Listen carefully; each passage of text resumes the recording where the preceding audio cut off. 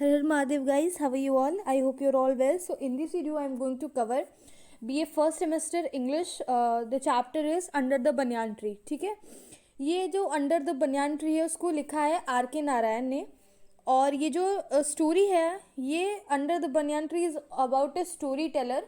जो story teller होता है वो सबको कहानी सुना रहा होता है, तो वो पूरी स्टोरी इसी पे बेस है। तो आइए शुरू करते हैं।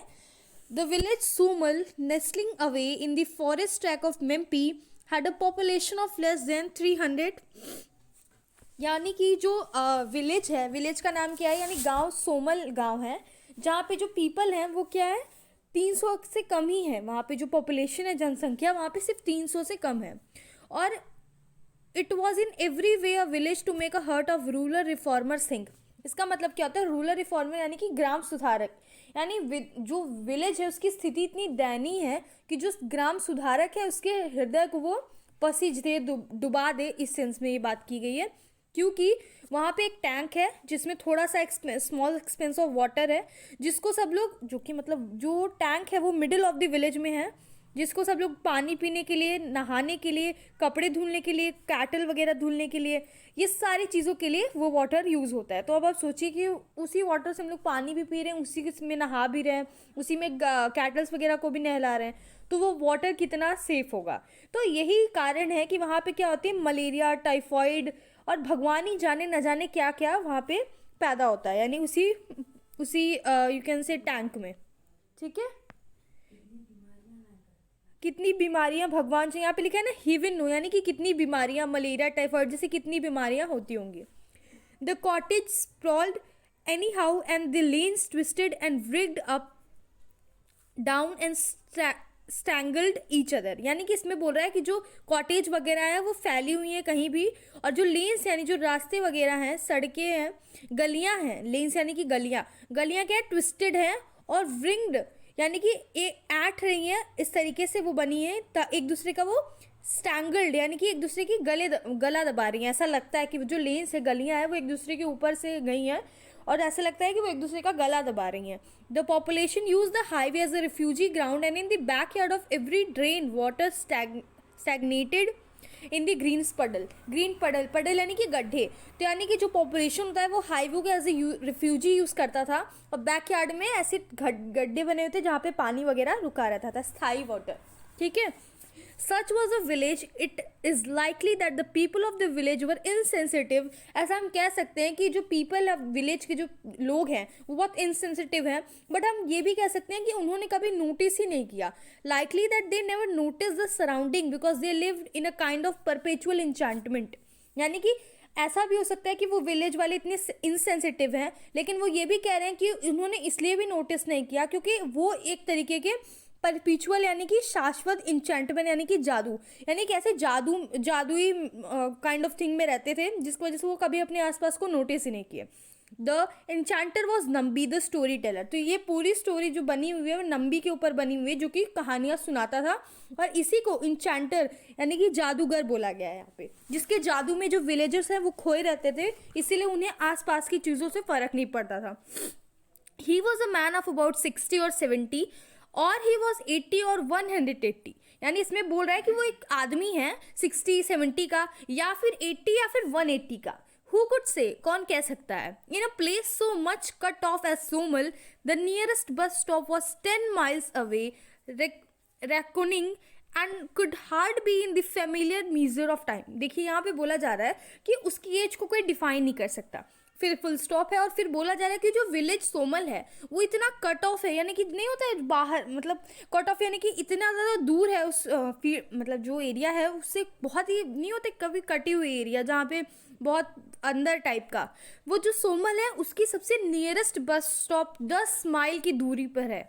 समझ रहे हो, तो यहाँ पे ये बता रहे हैं ये नियर है, 10 किलोमीटर नियर है एक सोमल के जो बस स्टॉप के लिए, यहाँ पे ये बताया गया। If anyone asked Nambi what is his age, मतलब what his age was, he refer to an ancient famine और an invasion for building of a bridge and indicated how high he stood for the ground at time.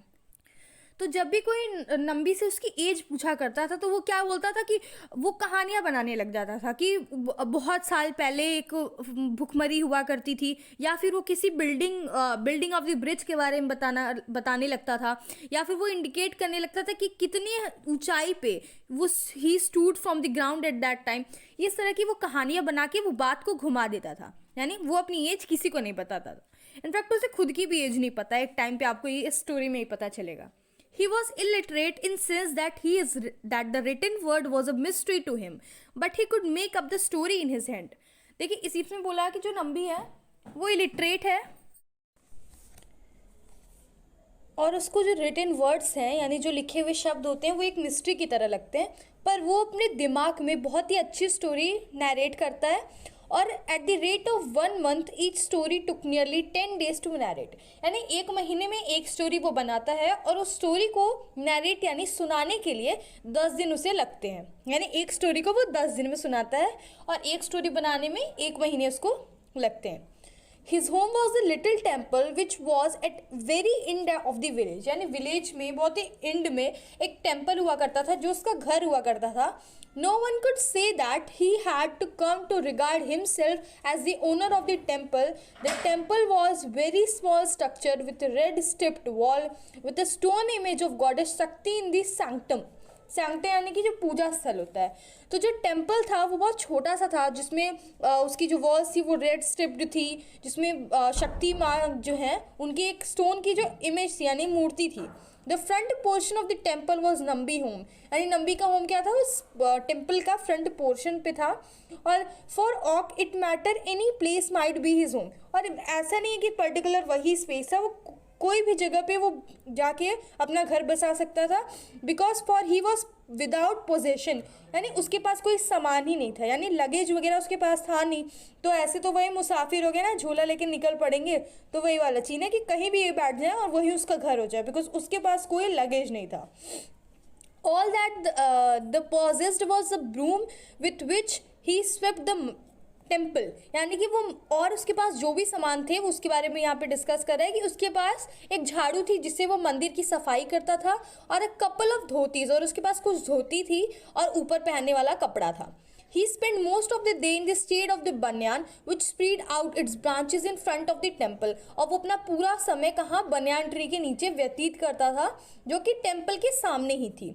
When he felt hungry, he walked into any house that caught his fancy and joined the family at dinner. When he need new clothes, they will brought by to him by the villages. यहाँ पे जब भी उसको भूख लगती थी वो किसी घर में अपने मन मुताबिक घुस जाता था और उसके साथ डिनर कर लेता था, और जब भी उसे कपड़ों की ज़रूरत पड़ती थी तो विलेजर्स उसे, गांव वाले उसे लाकर दे देते थे।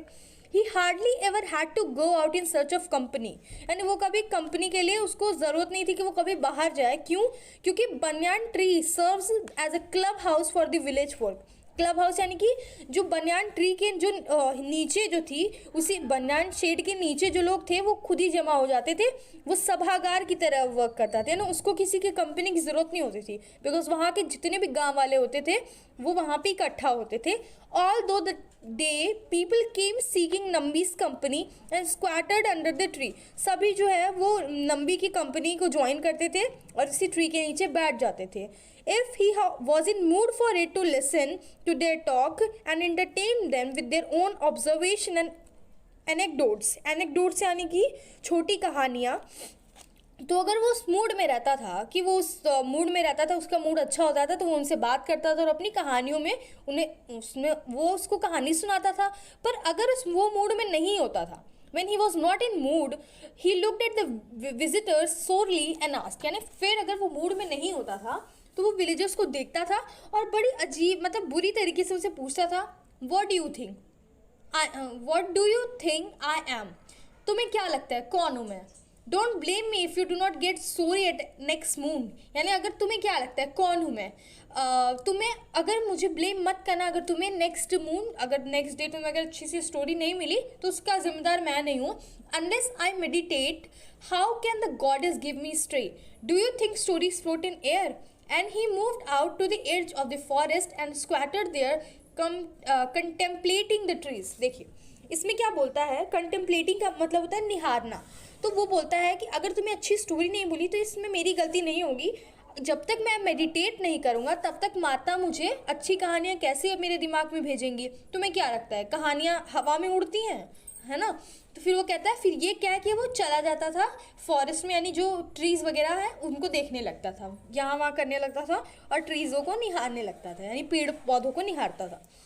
Friday, every Friday, the villagers turned up at the temple for worship when Nambi lit a score of mud lamp and arranged them around the threshold of the sanctuary. Her Friday माता की पूजा होती थी और नंबी जो थी वहाँ पे दीपक वगैरह लैम्प्स वगैरह जलाता था। He decorate the image of the with flowers which grew widely in the backyard of the temple. जैसे हम कहीं मंदिर में जाते हैं तो वहाँ पे हम देखते हैं कि फ्लावर वगैरह होती है, तो वहाँ पे भी नंबी जहाँ जो मंदिर था उसके पीछे भी एक वाइडली फ्लावर्स थी जिसको वो तोड़ के माता को चढ़ाता था, यानी भगवान जी को चढ़ाता था। He acted as a priest, यानी बेसिकली वो प्रीस्ट की तरह, यानी जो पुजारी होते हैं उनकी तरह वो उस काम करता था और माता को जो भी विलेजेस फ्रूट्स वगैरह लेकर आए हैं, फ्लावर्स लेकर आए हैं, उसको वो चढ़ाता था। ठीक है। रात में on the night he had a story to tell, उसको एक कहानी थी जो उसे सुनानी थी। वो क्या करता था, ही लिट अ स्मॉल लैम्प, यानी छोटी सी लैम्प जलाता था और उसको और प्लेस्ड इट इन अ निकल in the trunk of the banyan tree, यानी बेसिकली वो कहाँ रख देता था, नीच में रख देता था। यानी इसका मतलब होता है कि जो तना थोड़ी सी खाली स्पेस होती है, राइट, तो उसमें वहाँ पे वो उसी को जला के, जैसे आप देखे होंगे कि जब भी कोई पेड़ वगैरह बड़े होते हैं उसमें कोई ऐसी स्पेस होती है ना, खोखला जगह होता है जहाँ पे देखेंगे कि थोड़ा सा स्पेस होता है, नीम में भी होता है, हर जगह होता है, तो उसमें वो जला देता था उस वो जो वे होता था लैम्प को रख देता था। और फिर क्या करता था, फिर सारे विलेजर्स को पता चल जाता था कि अब तो ये आज कहानी सुनाने वाले, यानी कि जो लालटेन होता था उसको वो उसी निच पे रख देता था। निच पे रखने का मतलब इन सेंस कि वो खोखले जगह पे रख देता था ताकि सारे विलेजर्स को एज एन इंडिकेशन देता था कि आज मैं स्टोरी सुनाने वाला हूँ। ठीक है। Villagers are they return home in evening, saw this, went home and said to their wifes, now hurry up with the dinner, the story teller is calling us. और फिर क्या करते थे, जैसे ही विलेजर्स उस पर निगाह डालते थे और देखते थे कि नंबी तो उसका आज कहानी सुनाने वाला है क्योंकि उसने जला दी है लैम्प, तो वो लोग भागते हुए अपने घर पे अपनी वाइफ से कहते थे, अरे जल्दी जल्दी डिनर वाले जल्दी करो, स्टोरी टेलर हमें बुला रहा है। As the moon crept up behind the hillock, यानी जो पहाड़ों के पीछे जो मून होता था वो आ जाता था, men, women, children gather under the banyan tree, तो वहाँ पे सारे जितने भी आदमी, औरत, चिल्ड्रेन, ये सारे लोग तो बनियान ट्री के नीचे बैठ जाते थे। और फिर वहाँ पे स्टोरी टेलर अभी तक दिखा नहीं होता था, क्यों? क्योंकि वो सैंक्टम यानी पूजा स्थल पे बैठा होता था भगवान जी के सामने, अपनी आंखें बंद करके ना डीप मेडिटेशन कर रहा होता था। ही सेट दस एज लॉन्ग एज ही लाई, जब तक उसे अच्छा लगता था तब तक वो अपनी आंखें बंद करके भगवान मतलब माता के सामने बैठा होता था। और जब वो बाहर आता था उसके जो माथे पे एक तिलक रेड कलर का जो होता नहीं है, सिंदूर या फिर बोल सकते हैं रेड कलर का जो होता है टीका, वो सब लगा के वो बाहर आता था, है ना। और he open the story with a question, और वो स्टोरी को एक क्वेश्चन के साथ शुरू करता था। Jerking his finger to the vague का मतलब क्या होता है, अनक्लियर, यानी कि आप लोग बोल सकते हो इट इज़ समथिंग अनक्लियर, यानी अस्पष्ट। ठीक है। तो वो अपनी फिंगर्स को एक इशारे में झटकते हुए दिखाता था और बोलता था, he asked 1000 years ago a stone throw in that direction, what do you think there was? हजारों साल पहले एक स्टोन उधर फेंका गया था, तुम्हें क्या लगता है? सो बेसिकली यहाँ पे वो कहता है फिंगर को दिखाते हुए स्टोन वगैरह को थ्रो करके, तुम्हें क्या लगता है हजारों सालों पहले यहाँ पे क्या हुआ करता था? ये कोई it was not the weed covered wet it is now, यानी वो वीड का मतलब क्या होता है कि जो अनवांटेड ग्रास होती है जो खुद से ही उग जाती है उसे वीड बोलते हैं। तो तुम्हें क्या लगता है ये वीड कवर्ड वेस्ट है इधर जहाँ पे डंकी आते हैं गुलाटी मारने के लिए या फिर लेटने के लिए? It was not the ash pit it is now, ये आज जैसा ऐश पिट है यानी गड्ढा है उस तरीके का राख का गड्ढा है, ये ऐसा नहीं हुआ करता था। It was the capital of the king, ये किंग की कैपिटल है। द किंग वुड बी, अब जो किंग होता था वो वुड बी दशरथ, विक्रमादित्य, अशोक, कुछ भी वो किंग का नाम ले लेता था जो कि उस बूढ़े आदमी के दिमाग में आती थी। कैपिटल वॉज, और जो कैपिटल होती थी उस किंग की, जो एरिया का कैपिटल होता था वो क्या होता था, कपिला, कृदापुरा, और कुछ भी जो भी वो बोल दे। ओपनिंग दस the old man went on a pause for the 3 years, और ये क्या होता था, लगातार वो 3 घंटे तक ये कहानी सुनाया करता था। ठीक, बिना रुके वो 3 घंटे तक सुनाया करता था कहानी। By then brick by brick the palace of the king was raised, और वो बताता सबको कि कैसे जो पैलेस था किंग का वो हुआ था। The old man describe the dazzling दरबार हॉल, उसने क्या किया, दरबार को डिस्क्राइब किया कि दरबार हॉल वर सेट 100 वैसल किंग, यानी जो बहुत सारे राजा महाराजा वहाँ बैठा करते थे, मंत्री बैठा करते थे, एंड सब्जेक्ट, सब्जेक्ट का मतलब क्या है, प्रजा। ठीक है, और उसी दरबार में दूसरी तरफ सारे म्यूजिशियंस वगैरह असेंबल हुआ करते थे और गाते थे। And most of the songs were sung over again by Nambi to his audience, और क्या होता था वो मैजिशियन वगैरह, आई मीन अरे मैं क्या बोल रही हूँ, म्यूजिशियंस वगैरह के बारे में जब वो डिस्कस करता था कि वो लोग गाना गाते थे, तो वो क्या वो खुद ही वो बहुत सारे गाने सुनाता था अपनी ऑडियंस को, जो कि उसके पास बैठ के कहानी सुन रही होती है। He described in detail the pictures and the trophies that hung on the wall of the palace, और वो ये भी बताता था डिटेल में कि कौन कौन सी जो जीती हुई ट्रॉफीज़ हैं, पिक्चर्स हैं, उस वॉल, जो किंग का जो पैलेस है उसकी दीवारों पे क्या क्या चीज़ें लटकी हुई हैं, हंग है। It was story building on an epic scale, वो क्या कर रहा है, वो स्टोरी को बिल्ड कर रहा है एक एपिक स्केल पे। First they barely conveyed the setting of the tale, and Nambi audience as yet had no idea who were coming into the story। अब देखो इसका मतलब क्या है, वो एक तरीके से सेटिंग कर रहा है, यानी जब स्टोरी की सेटिंग का मतलब अगर आप लोग पढ़े होंगे तो बताइए आप सेटिंग का मतलब क्या जानते हैं। जब हम किसी टाइम, प्लेस या फिर सर्कमस्टांसेस को अपनी स्टोरी में डिस्कस करते हैं उसे सेटिंग बोलते हैं, सेटिंग ऑफ द स्टोरी। तो नंबी क्या कर रहा है, नंबी भी सेटिंग बता रहा है, वो एक तैयार कर रहा है, और अभी तक उसकी ऑडियंस को कुछ भी आइडिया नहीं है कि अब क्या होने वाला है स्टोरी में। As moon slipped behind the trees of Mempi forest, forest का नाम क्या है, जो सोमल फॉरेस्ट है, आई मीन सोमल विलेज है, उसकी जो फॉरेस्ट है उसे मेम्पी है। और नंबी वहाँ पे क्या करता था, जैसे ही मून खिसक लेता था वहाँ पे वो कहता था, नाउ फ्रेंड्स मदर से this will do for the day. He abruptly rose, went in, lay down and fall asleep before the babble of the crowd ceased। Basically वो बोलता क्या था कि देखिए अब ये जो कहानी है, माँ कह रही हैं कि ये कहानी हम कल शुरू करेंगे, और वो अचानक से उठ खड़ा हो जाता था, और बेसिकली जो क्राउड का शोर है तब तक नहीं रुकता था, तब तक उठ जाता था, कहीं लेट जाता था, सो जाएगा, मतलब वो सो जाता, जैसे उठता था और अब ये कहानी हम कल शुरू करेंगे, ये चीज़ वो बोलता था, वो उठ जाता था, कहीं भी सो जाता था और सो ही जाता था वो तब तक जब तक वो क्राउड की जो शोर है वो चुप ना हो जाए।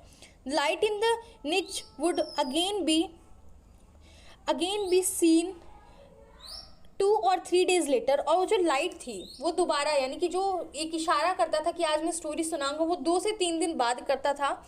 और bright half of the moon, ये देखिए bright half of the month, इसका मतलब क्या होता है, शुक्ल पक्ष में ही वो कहानी सुनाता था, यानी 2 पक्ष होते हैं ना, कृष्ण पक्ष और शुक्ल पक्ष, तो कृष्ण पक्ष में वो कहानी नहीं सुनाता था, वो जब भी सुनाता था वो शुक्ल पक्ष में ही सुनाता था।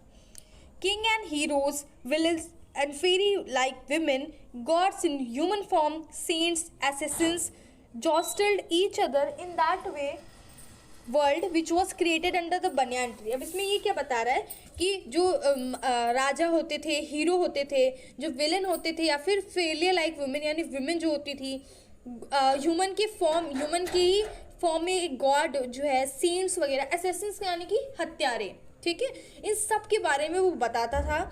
और वो क्या करता था, जॉस्टल्ड यानी कि टकराते हुए उस संसार में, यानी उस जो स्टोरी की संसार थी उसमें वो एक दूसरे से टकराते हुए इस सारी स्टोरी को बताता था अंडर द बनियान ट्री। और क्या है, Nambi voice, next page, Nambi voice rose, this was the page right, Nambi voice rose and fell in an exquisite rhythm, यानी कि जो नंबी का जो वॉइस होता था वो क्या होता था, खूबसूरत रिदम में चलता था, ठीक है। Moon light and the are completed the magic, villagers loved with Nambi, यानी विलेजर्स क्या, उसकी वॉइस ऐसी स्वीट थी और वो रिदम में ऐसा बोलता था कि जो विलेजर्स होते थे उसके साथ हंसते थे जब भी वो कुछ ऐसा सुनाता था, उसके साथ रोते थे अगर वो कुछ ऐसी स्टोरी में ऐसा आ गया, वो अडोर करते थे हीरोज़ को, कर्स यानी गालियाँ देते थे विलेन को। जैसे हम कोई स्टोरी सुनते हैं और हम देखते हैं विलेन ऐसा गंदा काम कर रहा है तो हम कहते हैं दुष्ट कहीं का, बदतमीज़ है ये तो, है ना। तो वैसे ही वहाँ के विलेजर्स क्या करते थे, उसी के साथ मिलके हंसते थे, रोते थे, हीरो को अप्रेस करते थे, अडोर करते थे और विलेंस को गालियाँ देते थे। ग्रोन्ड व्हेन द कंस्पिरेटर, या it is conspirator had his initial success, और वो क्या होता था, कंस्पिरेटर यानी षड्यंत्रकारी, षड्यंत्रकारी यानी कि जो ये सब साजिश या फिर प्लानिंग प्लॉटिंग कर रहा होता था। जैसे हम लोग देखे होंगे कोई भी स्टोरी होती है उसमें वो जो ये सब प्लान कर रहा होता है उसको इनिशियल में सक्सेस मिलती है और जो हीरो होता है उसको लास्ट में सक्सेस मिलती है और फाइनल उसी की जीत होती है। तो जो कंस्पिरेटर होता है यानी कि जो षड्यंत्रकारी होता है उसको जब इनिशियल सक्सेस मिलती है तो वो लोग बहुत ज़्यादा मतलब बेकार उनको फील होता था, अच्छा नहीं लगता था, है ना।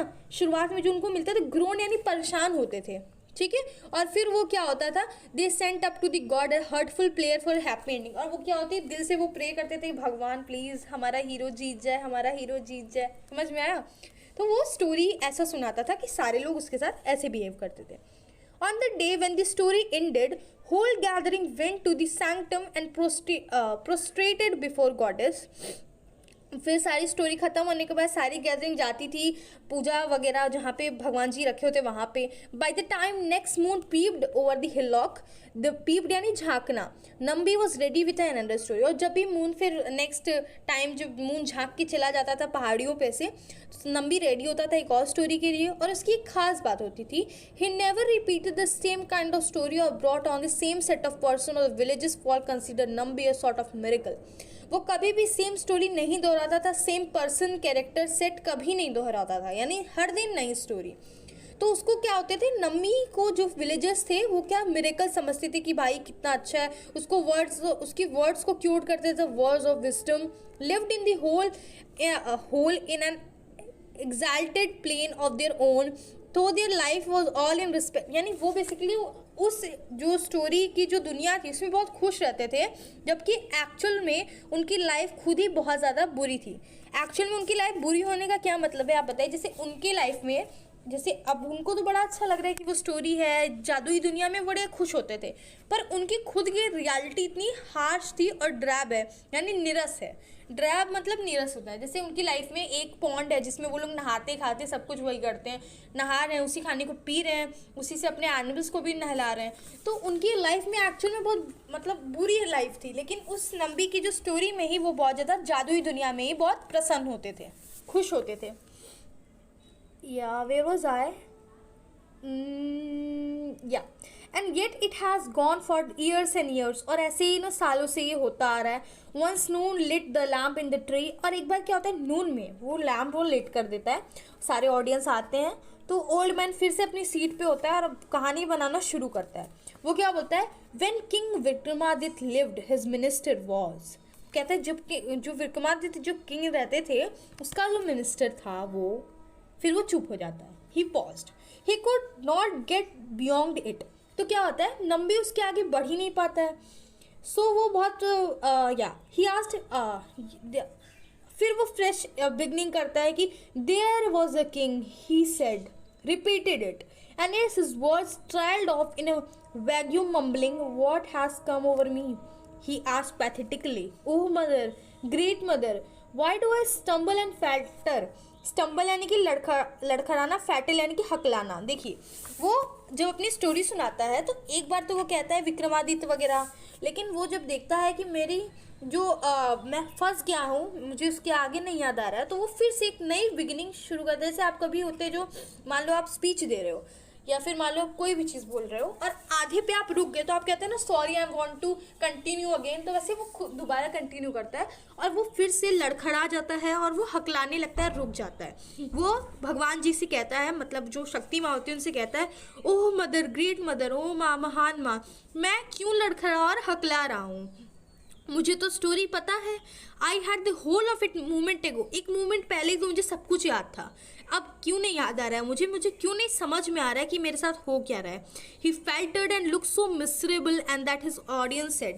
यानी फेल्टेड यानी कि वो इतना मिजरेबल दिखने लगा. फेल्टेड यानी दिखने लगा, दिखना. तो जो इतना वो मिजरेबल दिख रहा था, तो उस पर ऑडियंस क्या होती है बेसिकली. जब आप कुछ नहीं कर पाते हो तो आपका चेहरा कैसा बन जाता है. मान लो आप स्टेज पे गए, आप बोलना चाहिए था, मतलब बोलना तो चाहिए ही, आप स्टेज पे गए तो बोलोगे ही, तो आपको पूरा बोलना था, लेकिन आप क्या करिए, आप लड़खड़ा गए, आप रुक गए उस चीज़ में.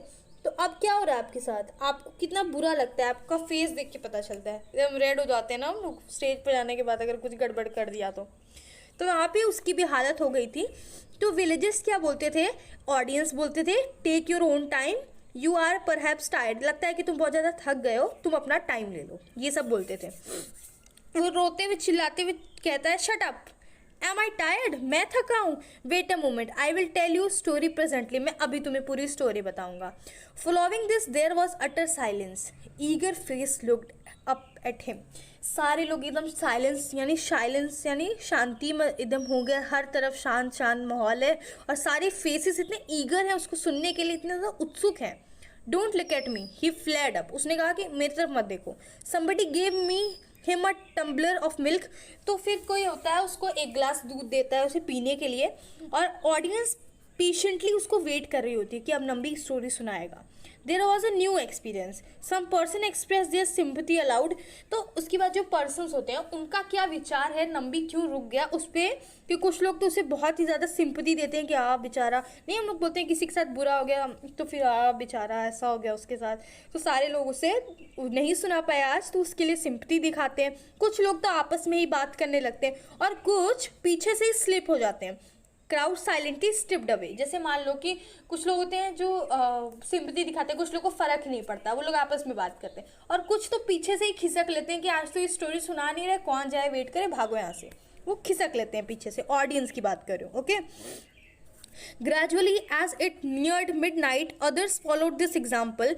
और धीरे धीरे जैसे ऐसे होने लगा, दूसरे भी ऐसे ही खिसकने वाले एग्जाम्पल फॉलो करते थे. वो सबको देखता रहता था और वो ग्राउंड को अपना सर झुका के देखता रहता था. For the first time he realise that he was old. पहली बार नंबी को रियलाइज हुआ कि वो अब बूढ़ा हो गया है. He felt that he would never more be able to control his thoughts or express them cogently. Basically वो बोलता क्या है कि अब उसे रियलाइज़ होता है कि वो बूढ़ा हो चुका है और अब शायद वो कभी भी स्टोरी ना सुना पाए. समझ में आया कि अब वो शायद कभी वो स्टोरी अच्छे से नहीं सुना पाएगा.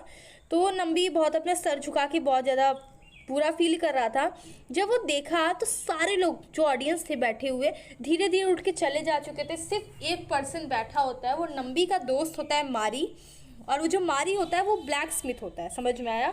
तो जो ब्लैक स्मिथ होता है वो नंबी का बेस्ट फ्रेंड कह सकते हो, ये ही होगा. तभी सारी ऑडियंस की जाने के बाद भी नंबी उसी के पास, मतलब मारी उसी के पास बैठा होता है, और वो मारी से पूछता है, नंबी पूछता है मारी से, तुम क्यों नहीं गए. मारी सबके लिए माफ़ी मांगता है जो भी ऑडियंस जा चुके होते हैं, और वो कहते थे कि ऑडियंस की तरफ से वो कहता है कि वो तुम्हें थकाना नहीं चाहते थे, इसलिए वो शायद चले गए. नंबी खड़ा होता है, you are right, tomorrow I will make it up. तो ठीक है, ये चीज़ बोलता है. तो खड़ा होकर बोलता है कि कल मैं इस स्टोरी को ज़रूर अच्छे से बनाऊंगा. फिर अचानक से नंबी के दिमाग में आता है as what's my age.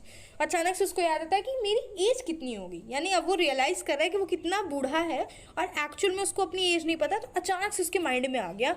It has come on suddenly. He pointed at his head and said this say old fool don't you think I shall be more servant any more. यानी वो बोलता है अपने आप से ही, वो बोलता है कि बूढ़े बेवकूफ़, तुम्हें क्या लगता है मैं तुम्हारा सर्वेंट बना रहूँगा. You will be my servant thereafter. तुम मेरे सर्वेंट बनोगे. It is disobedient and treacherous. देखिए ट्रेचरस यानी कि चीटर, यानी डिसोबीडियंट और cheater. He lit a lamp in the niche next day. The crowd assembled under the banyan faithfully. इस बार क्या है, क्राउड आई और बहुत ही फेथ से आई कि इस बार तो बस नंबी सुनाई देगा कहानी. पूरे दिन वो मेडिटेट किया.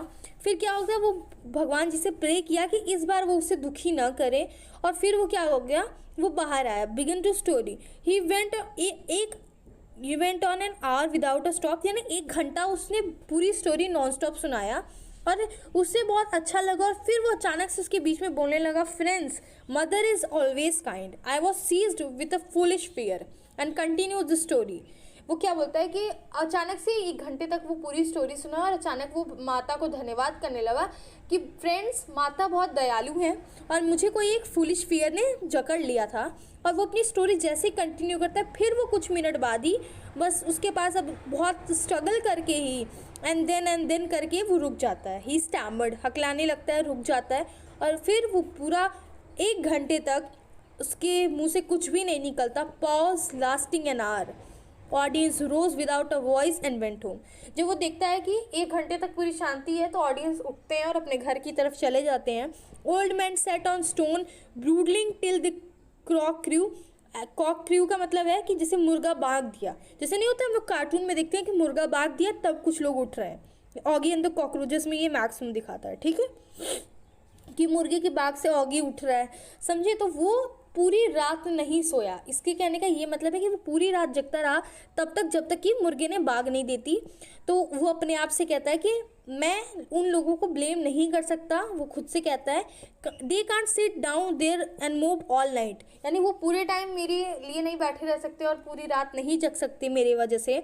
2 days later he gave another installment of the story and that too lasted only few minutes ago। फिर 2 दिन बाद वो स्टोरी कंटिन्यू करता है और उसे कुछ ही मिनट में वो उसका मुंह बंद हो जाता है, वो कुछ नहीं कह पाता।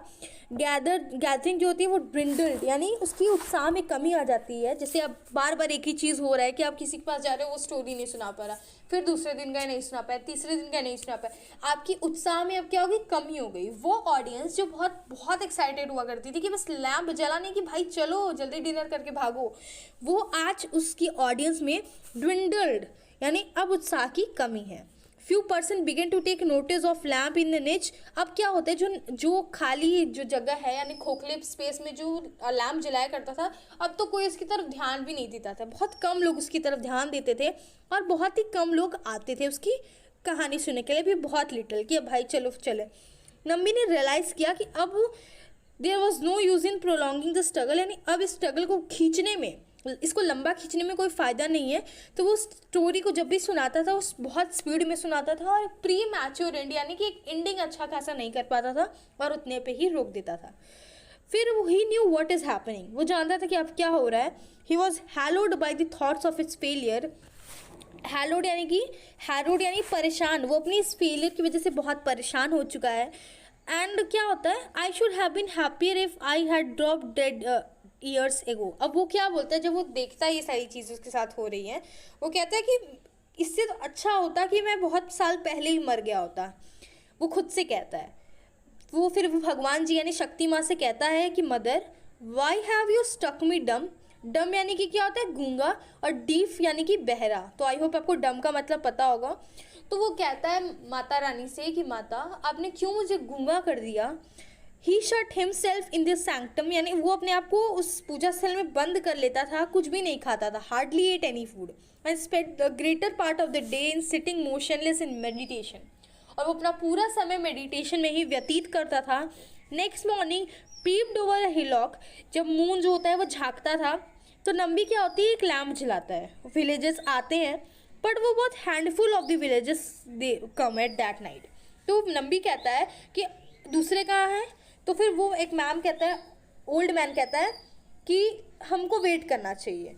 फिर and he waited, the moon came up, his handful of audience waited patiently and the old man said. अब क्या होता है, नम्बी बोलता है कि मैं तब तक स्टोरी नहीं सुनाऊंगा जब तक कोई भी विलेजर्स यहाँ पे पूरे विलेजर्स इकट्ठा नहीं हो जाएंगे।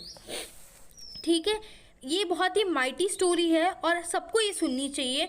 नेक्स्ट डे क्या होता है, सारे विलेज में स्ट्रीट शाउटिंग होने लगती है कि I have the most wonderful tale at tell tonight, come on and all, do not miss it. फिर नम्बी क्या करने लगता है, सबको वो कहते हैं स्ट्रीट शाउटिंग, नहीं होता कि सुनो सुनो सुनो, आज मेरे पास बहुत अच्छी स्टोरी है, मैं बहुत अच्छी स्टोरी सुनाऊंगा, सबको ये सुननी चाहिए, ये सब बोलता है ताकि सारे विलेजर्स आ जाएं। ठीक है, ये जो पर्सनल अपील थी उसकी, ये बहुत ही ग्रेटर इफेक्ट डाली और उस वक्त सारे विलेजर्स आए, बनयान ट्री के नीचे बैठे। दे वर हैप्पी, वो बहुत हैप्पी थे कि चलो अच्छा है, नम्बी को उसकी पावर वापस मिल गई। नम्बी आता है टेम्पल से बाहर और सब लोग बैठे होते हैं। तो वो बोलता क्या है, उसके आखिरी वर्ड्स हैं, ये सब सुनिएगा। Mother who it is mother who give the gift and it is who she takes away the gift. यानी माँ वही है जो गिफ्ट देती हैं और वही है जो ले भी लेती हैं। यानी वो क्या बोलता है कि मेरी जो इतनी अच्छी स्टोरी टेलिंग की जो शक्ति है वो माँ ने ही मुझे दी थी, और अब जो मैं नहीं सुना पा रहा हूँ क्योंकि वो शक्ति मेरी माँ ने मुझे, मतलब वो जो माता रानी है उसने उसे ले ली है, यानी जो शक्ति है वो ले ली है। And Nambi is dotard, that means क्या होता है, दिमाग काम नहीं कर रहा था ओल्ड एज के कारण। नम्बी का जो था वो दिमाग काम नहीं कर रहा था क्योंकि वो ओल्ड एज, मतलब वो बूढ़ा हो चुका था इसलिए। तो वो बोलता है क्या है, he speak when mother has anything to say. वो कहता है कि मदर को कुछ अगर कहना होगा तो क्या होगा, ही स्टक या the no I think this line but what is the use of jasmine when. वो कहता है कि वो जब कुछ नहीं कह पाता तो उस पर वो बोलता है कि माँ का जो गिफ्ट था उन्होंने ले लिया है। अब आप सोचो कि जो जैस्मिन है उसकी स्मेल ही अगर चली जाए तो फिर क्या फ़ायदा। What is the use of jasmine when it has lost its scent. यानी जैस्मिन अगर खुशबू खो दे तो उस जैस्मिन का क्या फ़ायदा। और वो क्या बोलता है, अगर वो lamp, what is the lamp for when all the oil is gone. उस लैम्प का क्या काम जब उसमें तेल ही नहीं है, तो वो जल नहीं पाएगा। तो वो ये सारी चीज़ों का एग्जाम्पल देता है और वो माता रानी को थैंक यू बोलता है यही। और वो क्या बोलता है सारे ऑडियंस से, यही मेरे आखिरी शब्द हैं इस धरती पर, ठीक है। हाँ, एक और लाइन था जो मैंने मिस कर दिया, आई एम रियली सॉरी। ये बोलते क्या है, ही रोज एंड वेंट टू दी, हाँ वो क्या बोलता है कि ये मेरे आखिरी शब्द हैं इस धरती पर, यही मेरी ग्रेटेस्ट स्टोरी थी। वो उठ खड़ा होता है और वो सैंक्टम में चला जाता है, यानी भगवान जी का जो पूजा स्थल होता है वहाँ चला जाता है। वो जो उसकी ऑडियंस थी उसको कुछ हार्डली ही कुछ समझ में आया होगा।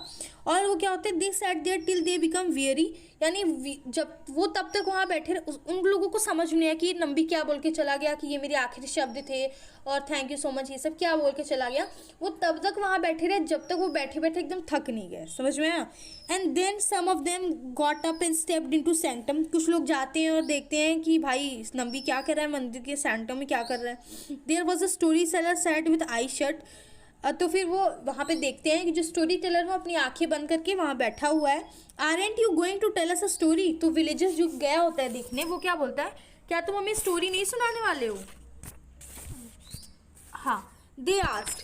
तो वो अपनी आंखें खोलता है और इस अपनी हेड को हिलाता है, शूक करता है हिज हेड को, और वो क्या करता है, अपने गेस्चर से बताता है कि यही उसके एक आखिरी वर्ड थे। देखिए बुरी चीज़ स्टोरी में क्या है, ये बहुत मतलब लास्ट में इसकी स्टोरी थोड़ी सैड हो गई है कि जब नम्बी अपनी स्टोरी नहीं सुना पाता है उसको इतना बुरा फील होता है। और उसके बाद से 1-2 साल तक तो नम्बी जिंदा होता है, पर उसके बाद उसने पूरी ज़िंदगी शांति में ही बिताई बिना कुछ भी बोले। यानी कि वो एक तरीके से गूंगे की तरह वो पूरा अपना जो भी, और आगे 1 साल वो 1-2 साल जिया, उतने साल तक उसने कुछ भी अपने मुंह से नहीं निकाला। समझ में आया। ये स्टोरी में इस लास्ट वाले लाइन में लिखा है, देखिए उसने अपने गेस्चर्स, यानी जो गूंगा होता है वो गेस्चर देता है ना कि ये देखो हम, वो कहता है कि ये मेरे आखिरी वर्ड थे, अपने गेस्चर से वो बोलता है। और जब भी उसे भूख लगती थी वो किसी भी कुटिया में चला जाता था और वो शांति से बैठ जाता था, खाना खाता था और चला आता था। Beyond this he had hardly anything to demand for his fellow being. इसके अलावा, खाने के अलावा उसके पास कोई और डिमांड भी नहीं होती थी। और उसने पूरी लाइफ 1-2 साल वो और जिया, उसने पूरी लाइफ एक कंज्यूमेट साइलेंस में बिताई, यानी पूर्ण साइलेंस में बिताई, यानी पूर्ण शांति में बिताई।